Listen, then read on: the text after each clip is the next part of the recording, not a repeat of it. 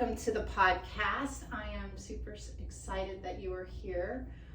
We talked about this a little bit when we supported Jeff in his amazing journey in the TIR. Super fun journey.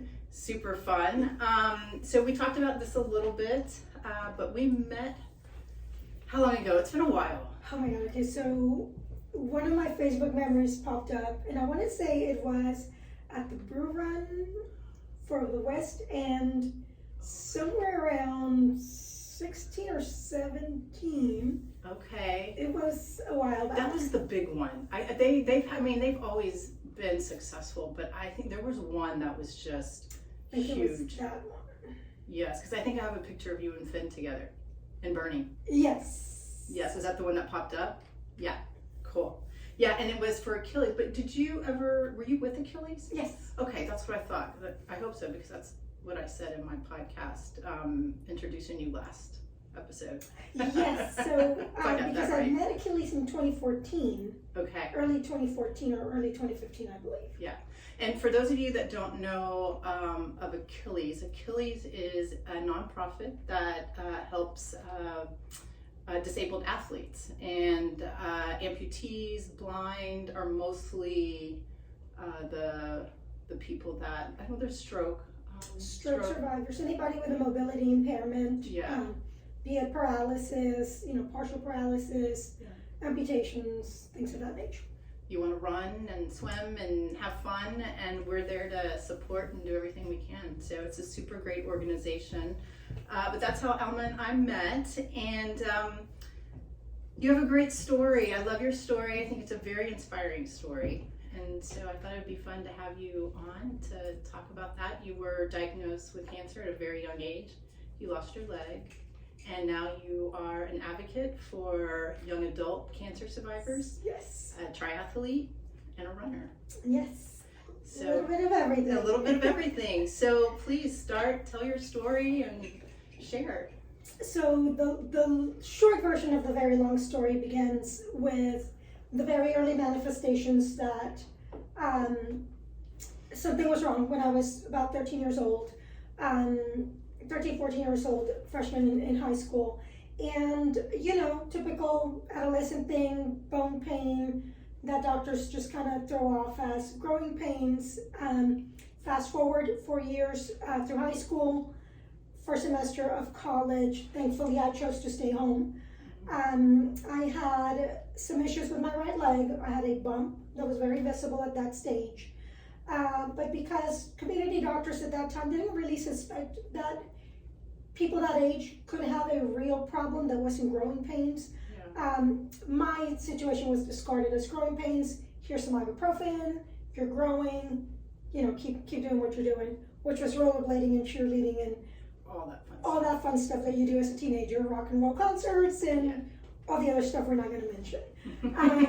And so fast forward to my first semester of college, the bump was there, the pain was immense. I couldn't step anymore, and so we went to a different doctor, which immediately was like, oh, this actually doesn't look normal. Let's see who wants to take your case. A few months later, it was cancer diagnosis at MD Anderson Cancer Center. So how long was you were in middle school, and you said you were having the growing pains? I was a freshman in high school. Oh, a freshman in high school. And I was diagnosed as a freshman in college. You were diagnosed as a freshman. Yes, so very late stage bone cancer in the lower portion of my tibia, at the growth plates. Yeah. Again, normal things for teenagers.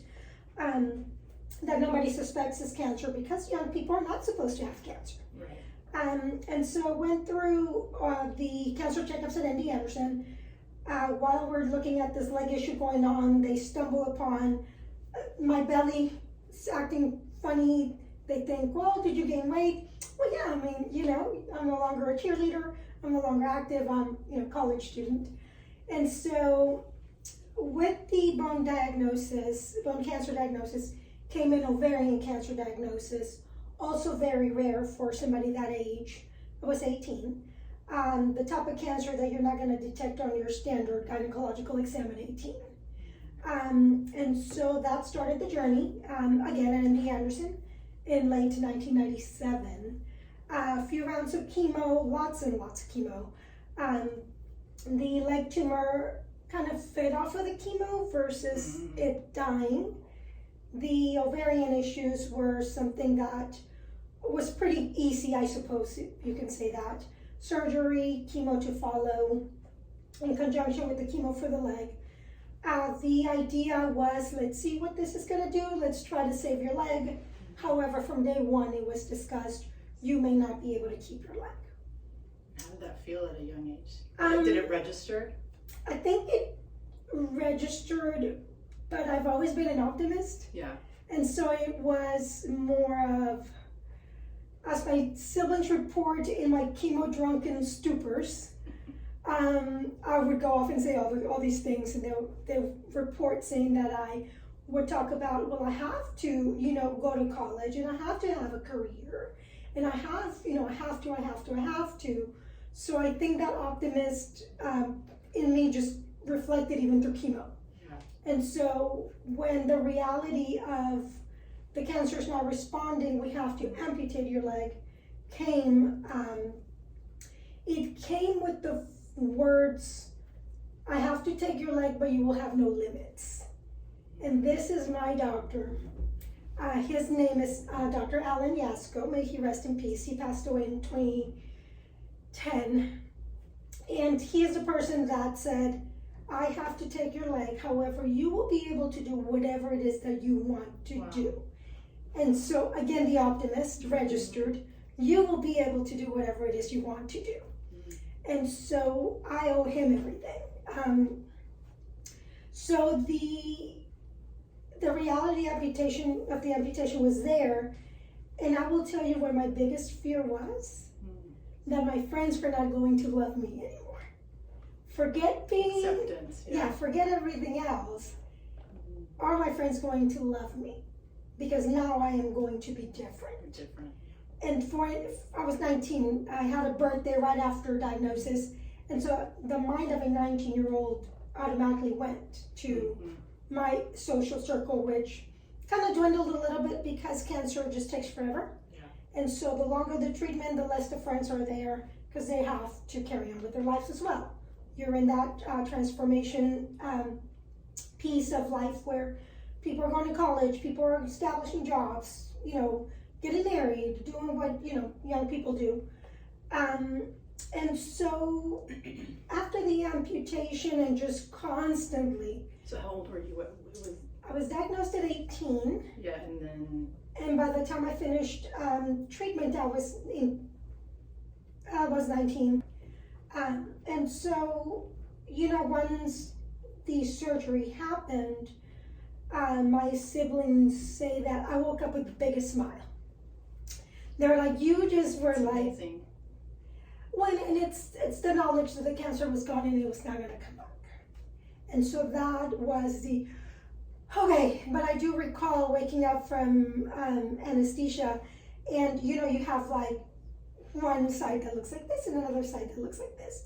And so it took a moment for it to register in the sense of, okay, this is the new reality, this is the new normal. But in the back of my mind was always the thought, you'll have no limits, followed by it's your leg or your life. And so those are the two things that I held on to, because it's, again, just optimism, just, oh my God, I can't be 19 and not be here anymore. Yeah. So once all that was done, came the rebuilding, came the, okay, well, I wanted to be a business major. I wanted to be a businesswoman that focused on commerce. I wanted to just explore that whole international commerce. We do live in the second largest port in the U.S. And I did do some work with an export company to help pay for college. Wow. Which was cut very short. But once I recovered from cancer, I fell in love with MD Anderson. I fell in love with the world of diagnostic imaging because it was going to change the world in the 1990s, which sounds like so long ago. It wasn't. Way to last millennium. But I'm sure a lot has changed. It has. Yeah. So, I fell in love with diagnostic imaging because you're constantly being x-rayed. CT'd, MRI'd, you name it. So I fell in love with the CT aspect of care of a patient because the technologists who do these images, they would sit there and they were so intent on what they were looking at. Mm-hmm. And so when I was this 85-pound little one-legged person being wheeled in and out of a room, I would notice that they'd be like so intent and so intense looking at what they were looking at, that I became the obnoxious little girl that would ask, well, what do you see? And what are you looking at? And can I see? And what did you do? And where did you go to school? And so that kind of thing is how I came upon the decision that I would survive, that I would go back to school, and that I would do CT scans for MD Anderson. And that was plan A. Then at some point, the idea of sports came back around, but it wasn't 2 years later. And just a little history on my sports, I guess, if you can call it that. The reality is, I think I was just always a hyperactive child that just needed an outlet. Well, you're very happy. You're very, and we all have our moments, right? Yeah. But, I mean, I've known you, and you've always been smiling. Just You're perky. always smiling and perky, and yeah. And yes, I was a cheerleader in high school. You were. Of course. And I used to love to rollerblade because, in the 90s when the inline skates came in, I had my first pair of skates that were Smurfs. Really? Back in the Were they inline? Were they in? No, they but were like in the skates. early 80s when I Yes. was like 4 or 5 years old. Yeah. I had my first pair of skates. I had a pair of speed skates and a pair of freestyle skates, not Smurf skates though. So I have loved to skate since I was a very little girl. Yeah. Again, going back to, I think I just have too much energy. Yeah. And so when cancer and amputation happened, there was always that thought in my mind of, okay, yes, I'm different. Okay, yes, now I have to walk, learn how to walk. Eventually, trying to find the outlet to do sports. There's nobody to guide you. I was an older adolescent or young adult at that point. So my dad's insurance kind of was like, well, I don't know if we cover, I don't know if we do cover. So obviously the resources of prosthetics and things of that nature were kind of a tricky pathway for me. Is that so when you're talking about the prosthetics, because you need certain types of prosthetics to do sports? Correct. Correct. And so the inability of being able to finance those through an insurance company that's going to be giving you whatever. Just that wasn't the reality in those days. It was more like, hey, well, they're not going to cover it, but here is resources like Texas Workforce Commission that will come in and help a cancer survivor, pay for prosthetics, help you get back on your feet so you can rejoin the workforce. The workforce also means school. Okay. So that's, but not sports. not sports. It's more getting you functional so that you can resume life, become an active member, contributing member of society, and helping you that way. Got it. So that's where my first prosthetic came from. And then I just kind of was trying to run with it, and it didn't work for running. I tried different avenues. What made you go, I think I'm going to run? We used to run a lot when I was a cheerleader. Okay. So it's something you remember? Something I remember. Yeah, you were familiar with? Yes. And again, just looking for that outlet to spend the energy. I was going through school. Eventually, I went to work at MD Anderson in 2003. August 2003, I had graduated with a 2-year degree in radiography, which was all that was available at the time. If I wanted a 4-year degree, I had to go to Lamar University. Where is that? In Louisiana, I think. Oh. I think. Okay. Yeah. There weren't a lot of 4-year radiography schools anywhere. That has changed, thankfully, as the progression of the profession has happened. But I came to MD Anderson, went back to MD Anderson in 2003 as an employee. Better access to insurance, better access to resources. Once I found an outlet for sports, which was cardio kickboxing. Oh, really? I did that for about 3 years. And Sifu John Palacios, who was the master or the Sifu at the time, he was another person who was like, yeah, you can do it, come on. And so a sister of mine was doing the class. I went and did the class. I did the class for about 3 years. I probably practiced next to one lady for about 2 years before she realized that my knee was not getting better. So my prosthetic looked very, very normal. It looked like I had a knee brace. And maybe about 2 years later, she was like, honey, your knee's not getting better. I was like, oh, that's a prosthetic leg. Oh, that's funny. Because, you know, they had to look so pretty and perfect. Because even though I accepted the fact that I was an amputee, I still had trouble with accepting a leg that looked very mechanical. Yeah. And so, you know, as we progressed with that, just that thought of running was always in the back of my mind. And I think just because of just the times we were living in and how invisible we as amputees or disabled athletes were at that point, there were no resources, no outlets, nobody to talk to. You know, insurances didn't really pay attention to that mind-body connection. I don't think they really ever have. Yeah. I think we're making strides, but we're not there yet. And so eventually, 10 years after amputation, through some bone issues that had come up, my doctors wrote letters well enough for my insurance to say, okay, we'll pay for a running prosthetic. And so in 2010, I got my very first running prosthetic. Took us several months to get it right, but I will tell you, the moment I was able to run, and I don't mean 1/8 of a mile at a time, like when you're beginning and trying to learn how to do this on your own, again, there's nobody around really to help with that journey.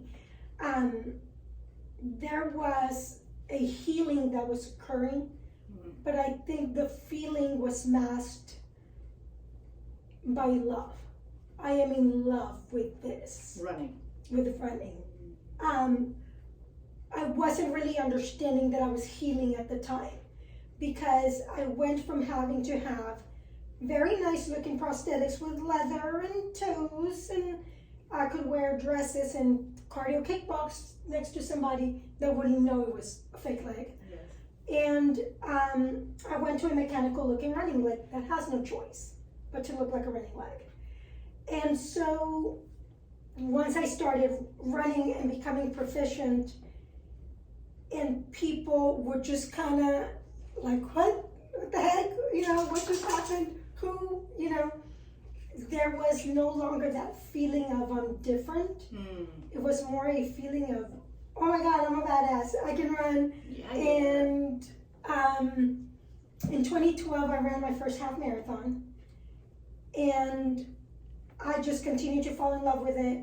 And I go back to saying I didn't realize that I was healing, but in retrospect, after so many years of being able to do the sport, I think there was just that mind-body connection that wasn't there, and I started to have self-esteem again, see myself as a whole person again, be part of a community, because you're so, oh my God, I cannot even begin to say how lonely the journey is. And it's still a lonely journey, even with people like Achilles and many of the other organizations. It's still a very lonely journey until you find those people that are on the same path as you are, or healing collectively through sports. So the goal was always to run a marathon, because I have no limits. That's right. Dr. Yasko said he that. He said that. Yeah, Dr. Yasko said, you have no limits. And so prosthetics are so tricky. It's trial and error. It's not a perfect science. Your prosthetics team can get you some very awesome legs that will work very well, but it's a lot of tweaking involved. And it's also, again, you know, very expensive. Insurances do what they do, but eventually through the right avenues and doctors and prescriptions, you get what you need. And circling back to Achilles and many other organizations that are here in town and even nationally that will help you get those items you need to be an athlete. You know, the idea became a reality. And I ran my one full marathon in 2014. Was it Houston? It was Houston, yes. Woo-hoo. At the time, I know I wasn't the first, but I was the first one that we made people look at. Did you promote it? Did you guys promote it? My prosthetics team, and I don't remember what the pathway was, to be honest. Yeah. But somehow the prosthetics people knew, oh my God, her name left me. It's okay. From the Chronicle. Oh my God, I love her. You'll think of it. The harder you think. She wrote for the Chronicle. Oh my God, I can't believe the name escaped me. Start talking, you'll remember. Part of Achilles too. Is she? Yeah, she volunteered with the marathon. Oh gosh, I can't remember. McGinnis, the last name? I don't remember. Oh my God. Okay, can't believe it left me. Somebody knew her. She wrote for the lifestyle section. She's a runner. Was always a very avid runner herself. She wrote my story for the Chronicle for Marathon Weekend. Then we did Houston Life. Yeah. And we did another program I don't remember, or I don't know if for the Houston Life it was also aired for radio. Anyway, there was some media involvement, and I had the front page of the newspaper Marathon Weekend in 2014. That is amazing. You know, and so I went and ran the thing, and you did it, and I did it, and it's my one and done because I was there. And what was the hardest part? You know, in retrospect, yeah, the hardest part is that I did this all by myself. Yeah. That I followed. You trained. I trained by myself. Yeah. That's a lot. I looked up a guide online, marathonrookie.com, and I followed that thing to a T. And that is how I trained myself to run this marathon. Unfortunately for me, my body didn't really hold up afterward. And so I did find myself hospitalized afterward. But it was a confluence of things. Probably the most important of which was I didn't have the proper guidance, not only during training, but what nutrition and hydration should look like, but also a body that had been very beat up by chemo. So eventually the doctors came to the conclusion that it was going to happen regardless because your body's so beat up. And so after that discouragement, you know, you just pick yourself back up, and I still love to run because ultimately it is the thing that brought me together, that makes me feel whole, and the thing that makes me feel like a person. And so after the marathon, fast forward a couple years, I met Bernie from Achilles. She came running after me at Woodlands. Woodlands Marathon? Yeah, at the Woodlands.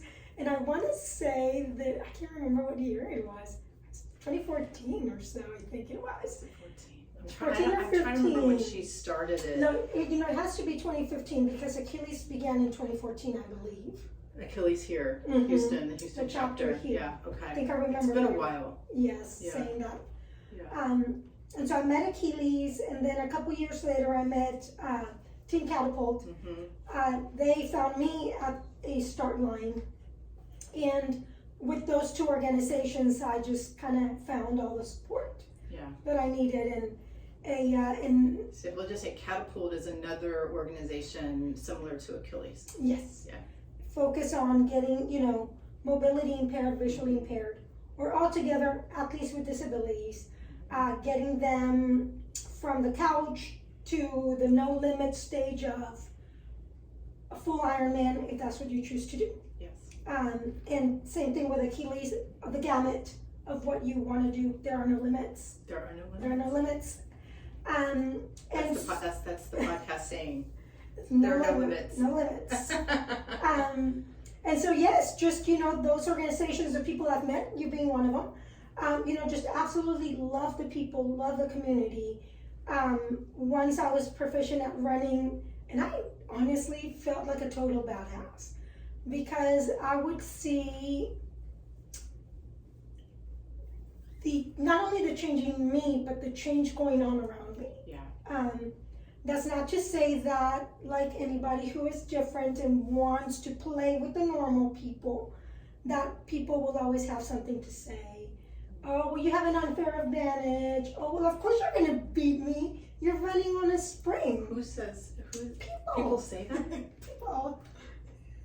No. People say that. They do. Well, I guided a guy. He was blind, and somebody left him on the course because he was not going to reach his goal. He left him on the course because the guy that was running was slower than him, and he couldn't stand to go slow. So he left the blind gentleman on the course.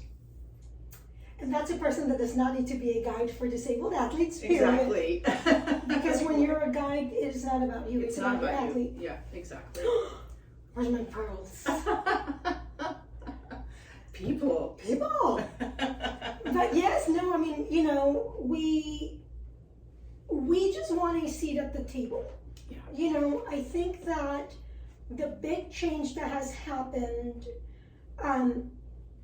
when it comes to disabled athletes is not solely the millions of Americans like myself that lose an appendage for whatever reason, but then we also have the younger people coming back from fighting a war. Sure. And so that, I think, has been the catalyst more so than anything else, because now you were visible. Yeah. And we have been fighting to be visible. Yeah. And I will share with you how invisible an 18-year-old cancer patient is. Yeah, sure. I was the 18-year-old cancer patient with bone cancer and with ovarian cancer. I was the 18-year-old with her mom at MD Anderson's clinic that when people called my name to be a patient, the other people would look at my mom. Wow. Thinking she was the patient. Wow. And so, again, we've gotten a little further than we were, but we are so not there yet. Yeah. And so what do you think the biggest struggle is with that? I think the biggest struggle Or challenge? Lack of awareness. Okay. And I think a lot of it, number one, is just that a young person is not supposed to have cancer. Yeah. Period. And so even in 2022, there just seems to be an invisibility. Yeah. And I don't know if it's lack of awareness, it's lack of education, it's lack of people willing to recognize it, it's that in certain cultures it's still a taboo subject that people don't want to talk about and bring to the light. And that goes for cancer, any disease, sexual orientation, amputee, no amputee, you name it. Anybody who is different. Yeah. In 2009, I was very lucky to be invited to be part of a work group at MD Anderson called the Adolescent Young Adult Work Group. And so eventually, this work group morphed into what is now called the Young Adult Advisory Council. So we are an advisory council for MD Anderson that focuses solely on the needs, challenges, and basically anything and everything that we can do to make the experience of the young adult cancer patient better. For me, coming into this council in 2009 was, I think, a door that opened my eyes to, oh my God, if only this would have existed in 1997, when I was going through all of this, how much better could I have fared in all aspects of life? Same as I, say with Achilles and Catapult, had I had visibility, even within a small group, how much better would my experience have been? So when this council came to be, and I was invited to be part of it, I got to speak nationally, internationally, locally, at different conferences, and conferences like work, like corporations or work.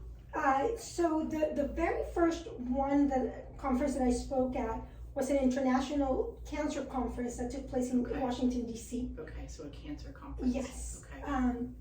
And so there was starting to be a focus on adolescent and young adults as a subset. The world is binary in many, many aspects. In patient care, adult, pediatric, there's no in between. I was the in between that nobody recognized. And there is a huge in between that is still fighting for recognition because it's things that happen in a formative stage of life, that is a disruption of life, or that you kind of ricochet off of and go in a separate direction. Many things can be that. Cancer for sure is one of them. Do you feel like people, like you're invisible, or it goes completely the other way? Like too much attention, or feeling sorry, The feeling sorry could be a whole other podcast. It could be a series. You get the polar opposites. Yeah, that's what I was You don't thinking. really get the in-between. In between. Yeah, that's what I was thinking. Yeah, you get the polar opposites, and you're missing that middle, that piece. Yes. Yeah. You do, even now I still get, oh my God, I'm so sorry. People mean well. They mean well, sure. But 25 years later, it's like, oh, just shut up. I don't hear it. I'm fine. Yeah. But it's just, again, I go back to just saying the same thing. It's that fight for visibility. Whether it's the cancer survivor, whether it's whomever. Yeah.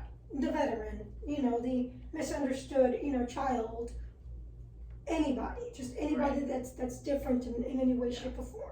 Yeah. Finding your group, finding those outlets, and finding those avenues, or even that hobby that's going to put you back together is what's so important. Yeah. For me, it was running. Yeah, that's awesome. And it opened up a door to so many people in great communities. But then it also gives you the next challenge. Okay, so I can run a marathon, so I can run. Many have marathons because the doctor said no more marathons. What else can I do? Yeah. And so that's where triathlons come in, because I was a runner who loved to cycle at the same time. So then it was like, okay, I can run, I can cycle. Well, maybe if I can learn how to swim, I can do this. Yeah. And so the healing and the putting myself together through running gave way to the next challenge, and then to the next challenge. And I think that is just part of living, or I don't know if maybe that's just a subset of people that are always looking for that next challenge. Yeah. For me, it's about keeping it interesting, I guess, and just seeing what I can do, and just making life interesting. And so, after, a few years of running, a few years of cycling, I added swimming. And I want to say that within a couple years of learning how to swim, I ran the gamut of a sprint triathlon to a half Ironman. And crossing that finish line was amazing. And aging myself here, but the half Ironman was done to celebrate my 40th birthday. That's awesome. Because by now... Which one did you do? Waco. Waco. Oh. Cameron. Waco's hard. Yeah. It was. I did Waco. Those hills. Well, I did a relay at Waco. I did the swim. No, I'm sorry, I did the run. That's what I did. Cameron Park was tough. Yeah. Yes. But again, it was the just the progression of challenges. And now I had a community, now I had the resources, the support system, and just that drive. That's not to diminish the bad days and the depression that comes with these things, and the psychological repercussions, that engulf the whole experience. Even now, 25 years later, there's just that constant battle for what you can do. It's just the you versus you. Whether it's in running, cycling, swimming, or all three together, it's just life in general. It is always you versus you. For a long-term survivor like myself, the road's always going to be tricky. It's always going to be paved with issues because, sorry to sound like a nerd, but in this day and age, 85% of young adults that have cancer survive. That was not the case many years ago. Many years ago, and I want to say the first statistics were probably 40 years ago, you didn't have a percentage that was over like 60, 70%.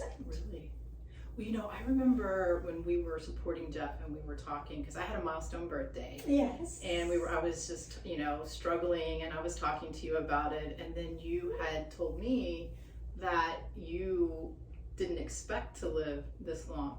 And then you had to reassess and replan your life. And I always remember that. Yes, because nobody teaches you how to be a cancer survivor. And again, that being invisible, there was no resources and nobody to talk to you. And so, yes, I didn't expect to be alive at almost 44. And so when you get older and all these body changes, and not to mention the magnitude of issues from cancer treatment, what saves your life ends up being what hinders some of it later on. But I will say this, because I think I have said it a million times. Running put me back together, and myself, just like my doctors, the multitude of them, we give so much credit to the ability to run or participate in any kind of sport.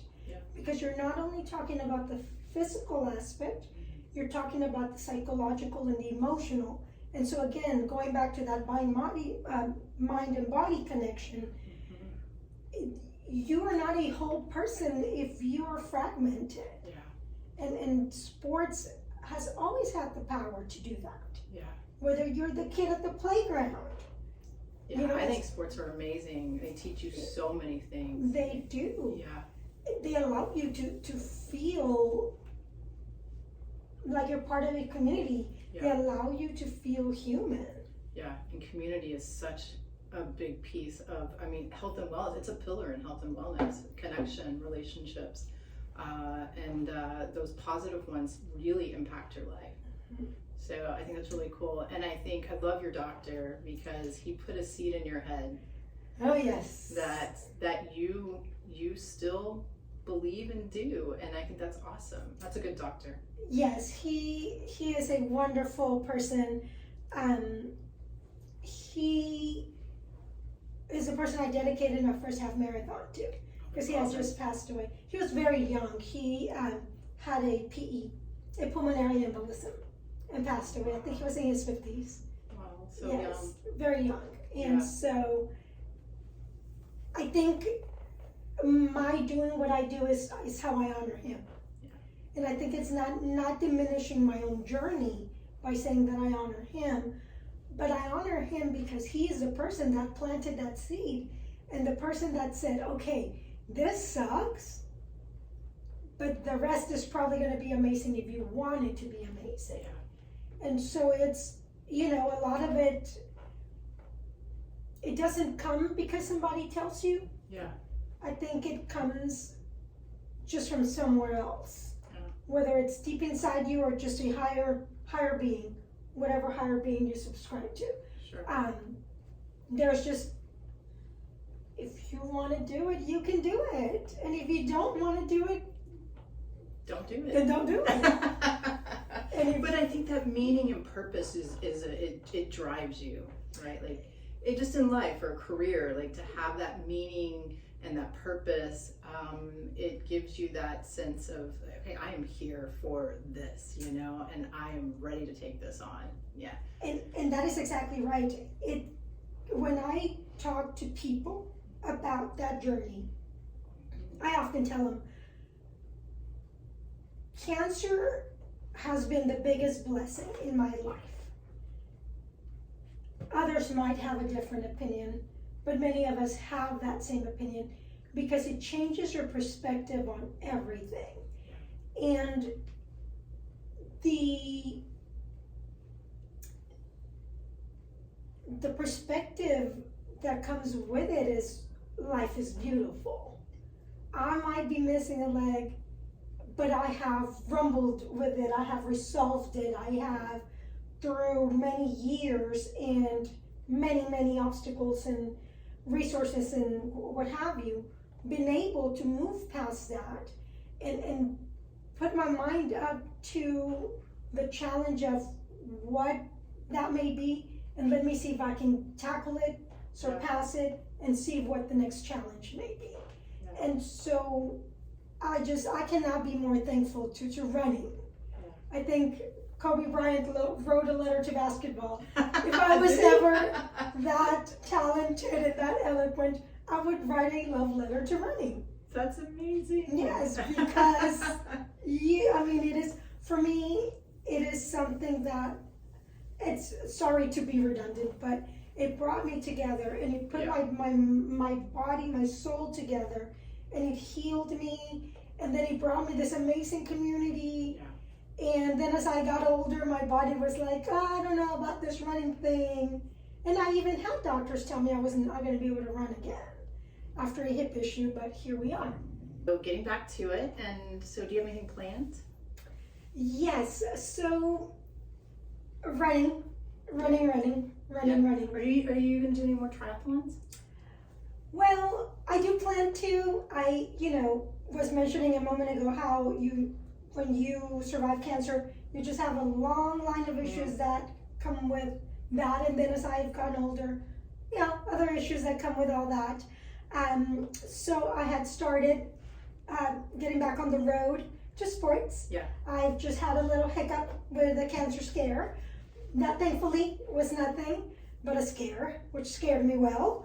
And so I feel like if you're diagnosed with cancer, it's always there. It is always in the back of your head. It is always there. It never leaves you. It never leaves you. Yeah. You never know when it's going to be the year where you're going to have cancer again, or some kind of other issue. So detours happen, but the goal has been, after this hip issue I was talking about, to get back to running.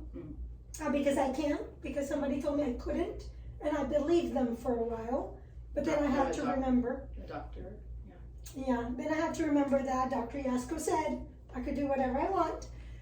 So with the right doctors that focus on sports, not cancer, we can find our way back. And so I am going to run for a while before I circle back to triathlons. Okay. Just for health reasons, running will be much more beneficial.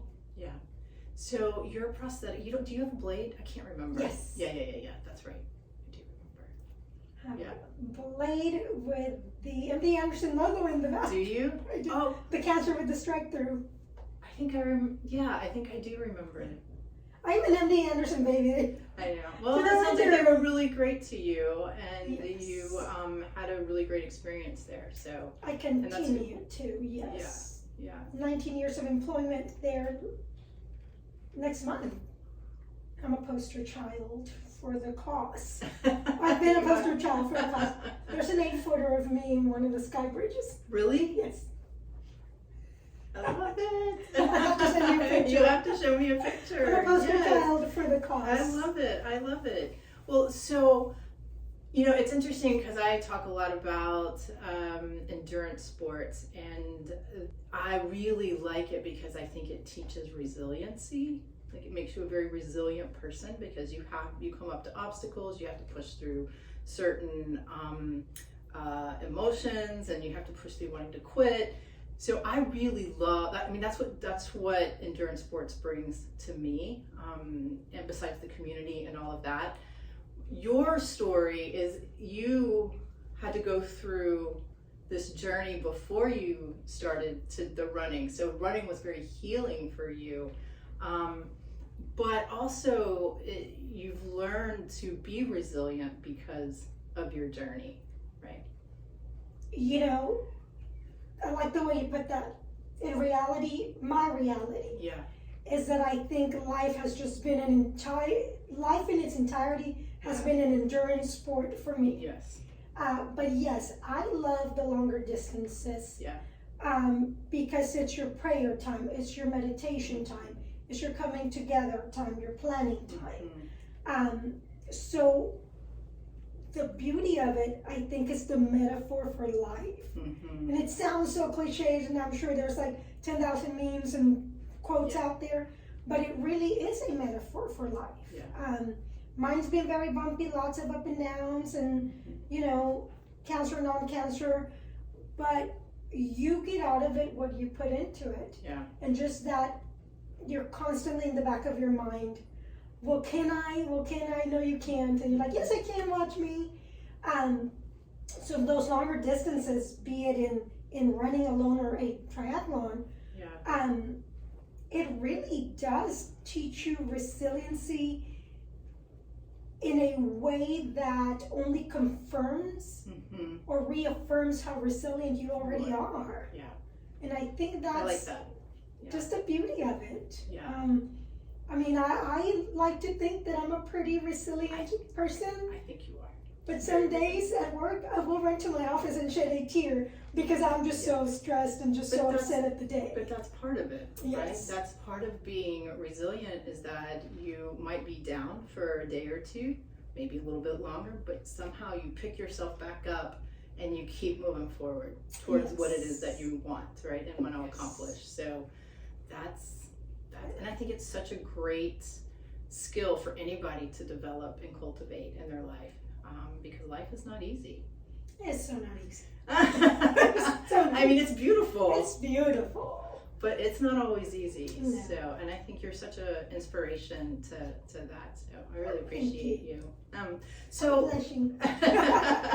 so what could you, or how about some tips or some suggestions about the inclusiveness, or how could somebody be more inclusive and not operate at those two ends of the spectrum, right? Like, what could you share? Is there anything for people to think about, maybe? Things to think about. Yeah. I'm gonna share a story that doesn't involve me, but it is my favorite story from the Houston half marathon. And if you have to bleep this, please do. Go for it. But one of our visually impaired folks that was running the half marathon this one year with Team Catapult, that was running with Team Catapult that year, had people that were, cheering her on. And she got so tired of people just constantly saying, "You're so awesome, and you're so encouraging, and good for you, and you let nothing take you down," or whatever those motivating, quote unquote, phrases are that people tend to say to disabled athletes. And this particular visually impaired athlete got so tired of hearing it that eventually she turns back and goes, "Oh, just fuck off." But that was talking about those two ends of the spectrum, right? Like being invisible and being overly supportive, and Yes. The takeaway is don't make assumptions. Okay. People, in my experience, tend to assume I'm a veteran. And I will respectfully say it was a different kind of battle. because I don't want to be rude.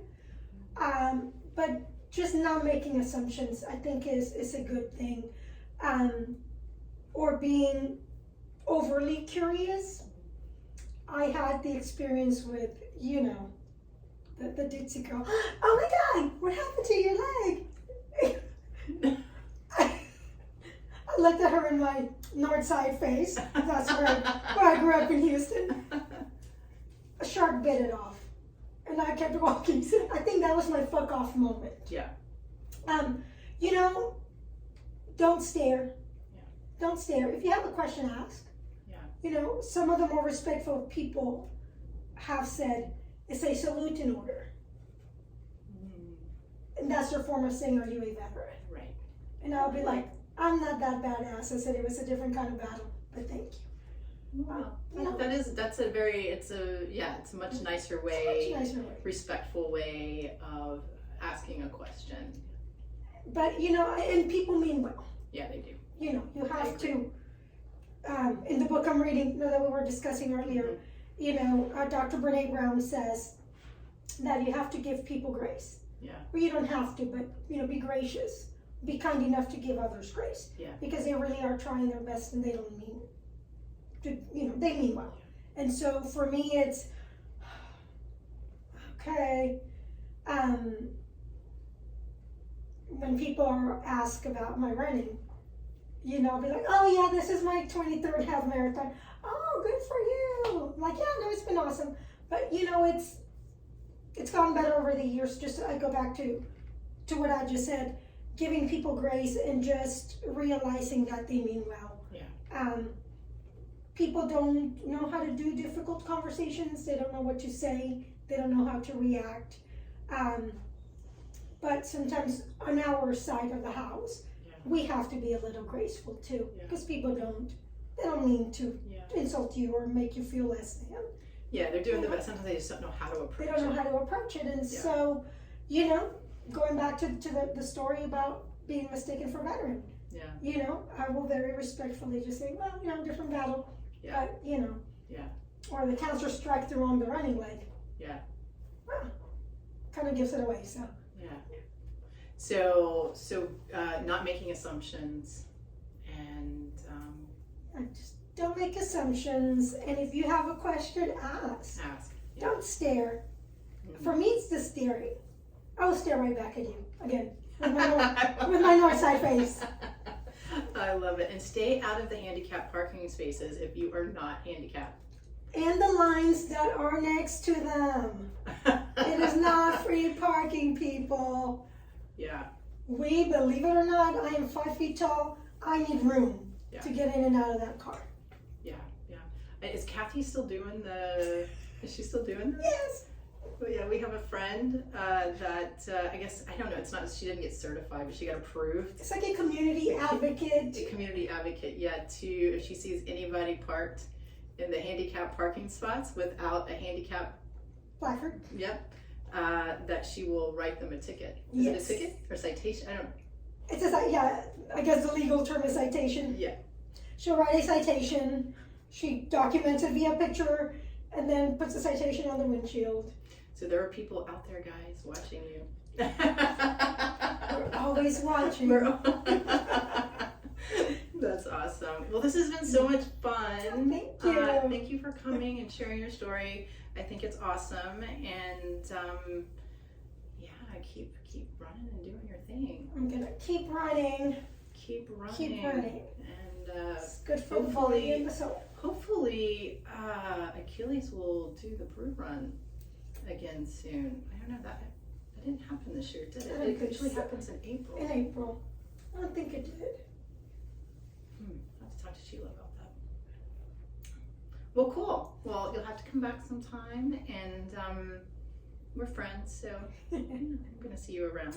Thanks for having me on the podcast. You're welcome. All right, bye guys.